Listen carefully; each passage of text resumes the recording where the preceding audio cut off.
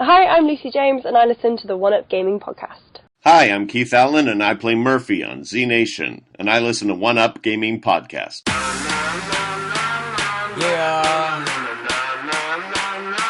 this how we do it, y'all. L-G-E, man. Straight out of Diamond Style Production. What up to you, One Up Gaming? They not really ready for this one. One Up Gaming is behind me. Let me get in beast mode. If you wanna try me, you don't need a cheat code. Conte is who I be. To you is Mr. Hero, legendary adversary. Flows consider lethal. I'm a Super Saiyan. I got Dragon Balls. I wouldn't lie. You might think I'm playing when I'm saying I can really fly. When I'm on the track, you feel the energy I'm pushing out. Put me on the map. One Up Gaming's who I'm talking about. I'm the rapping Master Chief, epic to say the least. Contain the hero, better etch that in your memory. And so the One Up Gaming for the show out. Contain the hero is really gonna show out. Show out. Contain. And so the One Up. And so the One Up. Dope bitch you ever heard.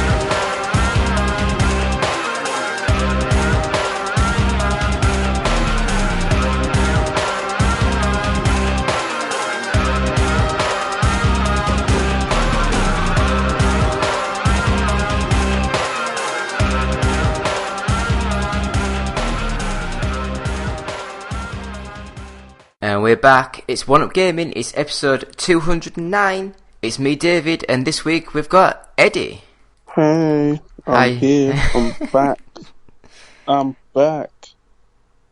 I'm back again. Yep. So, Eddie, what have you been up to the last few months then? Working video games. That's been my life. So what do you actually do for work then? Well, I do mostly temp work. Right. Now, because fuck it, it's easier. But hey, it's just, temp work mostly. Yeah, I mean, like, I've transferred down from Glasgow down to Middlesbrough, and the only position they had available was a 3-month temporary position, and it's actually sort of like I've dropped from a full-time contract to a part-time 20 hours contract, so it's not great. But anyway, Okay, but trust me, it's better than doing temp work. I'm on a temporary contract. Oh Christ! So I think they've said they'll extend it for and give me another temporary contract for 9 months, which I thought that was, once you've done 6 months at a company, they had to give you a full term sort of contract. But obviously not, because I've heard other people at my workplace, they've been there for 2 years and are still on a temporary contract. That's just weird. It is. That is actually really weird. Yeah, it's crazy. But anyway, Eddie, should we get straight into it, and should I ask you, what have you been playing? Honestly, Destiny 2. Just Destiny 2. Non-stop Destiny 2. Now, I have not played the game because I don't like multiplayer games. Right. I don't like people. I don't like talking or interacting with people. Right. And to me, Destiny, it seems a great game for the simple reason it's from the people who made Halo, and I love Halo. But I just can't deal with the fact that you have to be in teams, got to do this, got to do that, got to do all these levels and grinding and... With Destiny 2, you do not have to do that. You don't have to. You do not have to, go through all of that, like, oh god, I need to match up with these guys and that guys and these guys. Like, there are a few things where you have to, obviously, like strikes, their version of dungeons, that type of thing. When it's group content, you can just pop in, pop out with like a random group, depending on how difficult the content is. But it's like the only thing you actually need a group for is like Nightfall, which is like their version of a heroic dungeon, and a raid. That's about it. That is literally the only times. You can do everything else in the game. No set group. You want to do a strike? Pop in, do a strike. You don't need to talk to people. You don't need to say anything. You don't need a mic. Just pop in, do the bloody thing, pop out.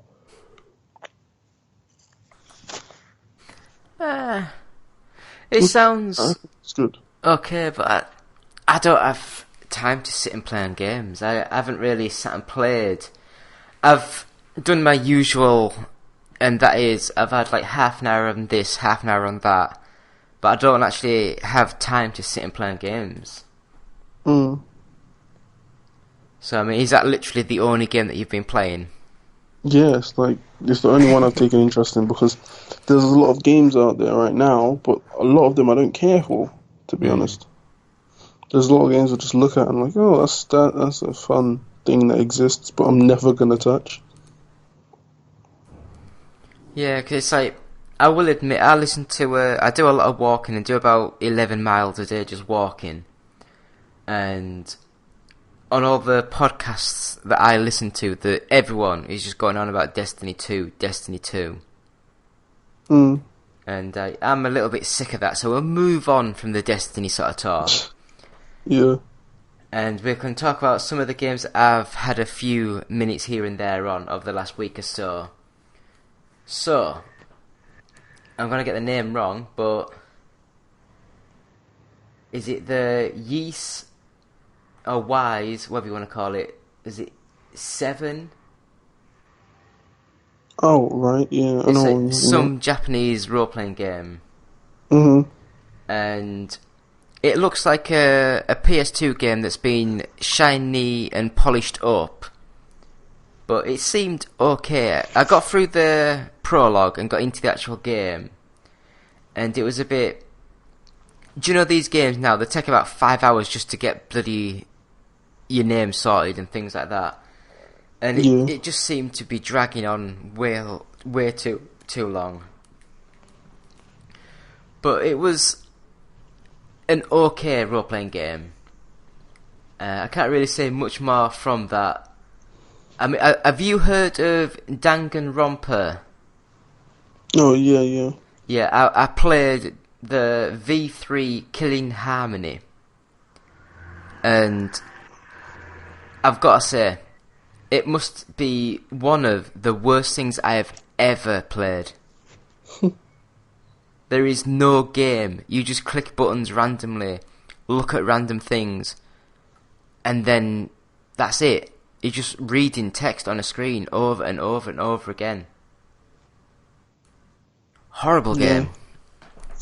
No, that's true. Like, it is that kind of grind, that type of game. It's a grind. It's a serious grind, but it's like, if you enjoy that type of grind, good on you. But if you don't, you're stuck with a mediocre experience at best. Yeah, I mean, some of the characters and the music seemed really fun, but it's just the fact that the game itself, I just did not find it appealing in one way. Mm. So, I mean, people might tell me that I have to give it 2-3 hours before things start working out, but if I can't be sat there for 45 minutes, an hour, and if you can't sort of work out what's happening, then I just want to move on and go to something else. Yeah. But no, I can't blame you. Yeah, so I mean, like, one game that I did play that I really enjoyed, and that's the Forza Motorsport 7. Mm. I mean, it's just Forza. Everyone's going about, oh, it looks amazing, If I was to put this side by side with Forza 5, which was the launch game for the... Oh, was it? Yeah, it must have been Forza 5 now, bloody hell. One of the launch games for the Xbox One. I wouldn't be able to tell you the difference. Now the handling, that's different. This one feels a lot weightier. The car feels heavier, whereas Forza 5, the handling wasn't quite right. But they all look the same now. They're all nice and shiny cars. That's basically what driving games are, really. It's like football games. The only thing you can do, really, is just make everything shinier. Make everything look better. That's about it. You can't really change anything. Yeah, so I've had a quick go, and I mean quick, I had 2 races on Moto Racer 4, which is like a motorbike game. And I used to love the Motor Racer games on the old PS1 sort of era. But this, they've gone for a much, like, highly arcade sort of game, where you got like a turbo button, and it just doesn't feel, doesn't have the feel of the original sort of Motor Racer games. And it's only about £20-30. It's like a budget sort of release. But even at that, it just didn't feel right. So I would give that a miss. It didn't look very good. It played rubbish. Next game, Knack 2. Oh god. Did you have any play of the original Knack, or have you played Knack 2? I played the original for a bit. It was not good. Mate, I've not played the original. I just got this one, Knack 2. It's a very standard It's like a very standard beat 'em up. Like you jump from place to, like, you platform, punch some stuff, solve a puzzle. Platform, punch some stuff, solve a puzzle, which is fun if it's done right, but it just seemed very boring when it came to Knack, so yeah. I wasn't sure. I mean, I don't know if the first one's like the second one, but I assumed it was like a full 3D platformer, like Mario 64. But this one, you're literally like quite far away view, and you're in a big square, and you got to kill all the baddies. Then a door opens, you can go to the next sort of square, and it wasn't very good. But I don't know. The next 2 games, everyone will think they're exactly the same, especially the American listeners. But that's FIFA 18 and PES 2018. All right. I still think FIFA looks better, but PES has that slight edge in play. I like the way PES plays better. Yeah. But I do like FIFA. When it has a close-up view of some of the players, you think, Jesus Christ, that looks quite good now. That's all I've been doing on the PS4. I've had a couple of games on the PC. The first one is Distrust, and when I got the email sent over from the team, they basically said that they wanted to have a sci-fi horror game sort of similar in scope to The Thing. So you don't know what's happening, who's the baddie, and this, that, the other. It's a overhead sort of view. Do you know, like the Diablo sort of view? Oh, right. And you can sort of like rotate the camera around your character. You click where you want him to go. You open boxes. It's got like a survival elements to it. You got to turn heating on, put things in the fire, and close windows and that kind of thing. And from what I played of it, it played quite well. Apart from on the training sort of like mission, it said that you had to eat something for your character, and I clicked the buttons to eat something, and then there was a cross above my character. I clicked on it, and that made the character stop eating. But the training sort of level was like, you can't click on anything else until your guy's eaten. But I couldn't get back into the thing to make him eat because that was all blocked off. So it was like, so I have to turn this off because I've just broken the game.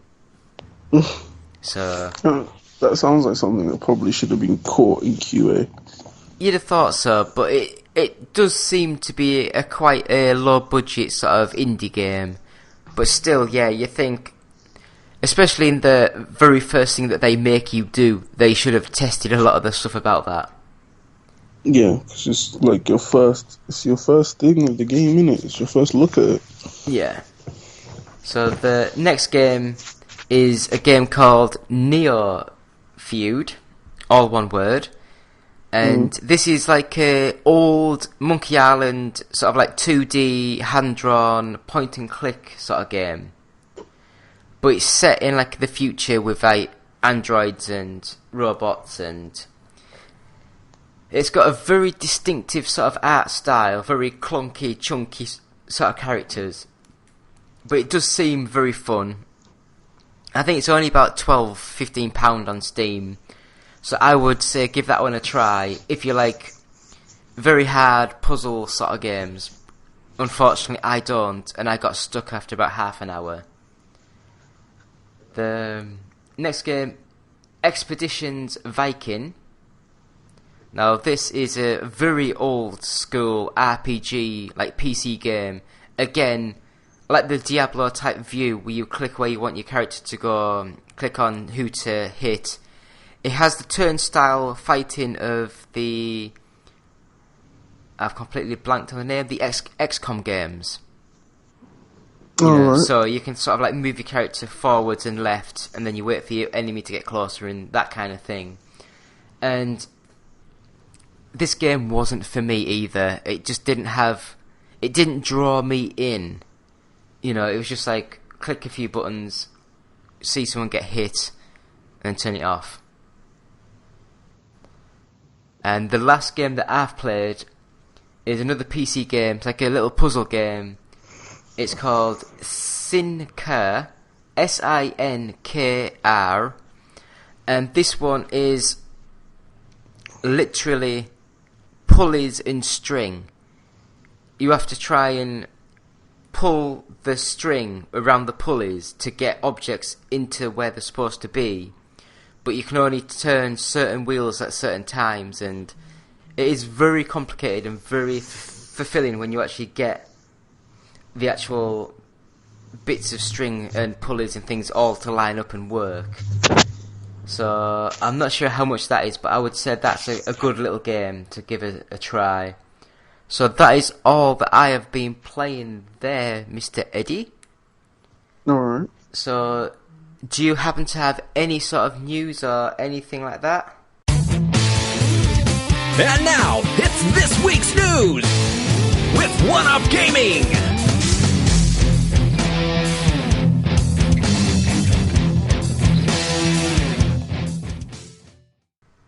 Let's see. There's a lot of news in the gaming world now, I think. It's quite a bit. Usually most of the same, like a YouTuber makes an ass of himself. Yeah, I don't really want to go into things like that. Yeah, so there's not much. There's bits and pieces, but not anything really concrete. A few major releases, like Divinity Original Sin 2. I've heard that's meant to be an amazing game. Yeah, like, we are going back to, we're going back to the time of classic RPGs again, because that's all we're seeing. What else? EGX is happening. Yeah. And is that Tokyo still Games up in Birmingham, as it's in London now? I can't remember now.